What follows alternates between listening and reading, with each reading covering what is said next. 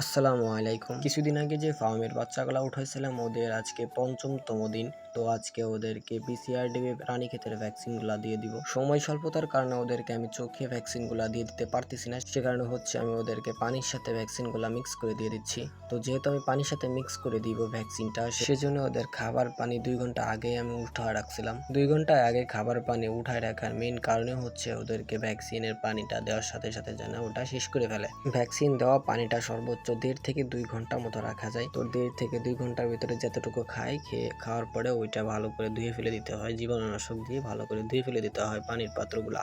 আর একটা বিষয় খুব গুরুত্বপূর্ণ, পানির সাথে ভ্যাকসিন দিতে হলে মুরগি অনুসারে তার ডাবল ডোজ দেওয়া লাগে। যদি ১০০ মুরগির ভ্যাকসিন দিতে হয় তাহলে আপনাদের ২০০ ডোজ দিয়ে পানির সাথে মিক্স করতে হবে।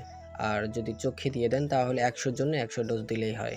আর পানির যে বিষয়টা, পানি হচ্ছে আপনার ১.৫ থেকে ২ ঘন্টায় আপনার মুরগি যতটুকু পানি খেতে পারে ঠিক ততটুকু পরিমাণে পানি দিতে হয়। আর আমার কথাগুলোতে যদি কোনো ভুল ভ্রান্তি থাকে তাহলে অবশ্যই কমেন্টে ওইটা বলে দিবেন। সবাই ভালো থাকবেন। খোদা হাফেজ। আসসালামু আলাইকুম ওয়া রাহমাতুল্লাহি ওয়া বারাকাতুহু।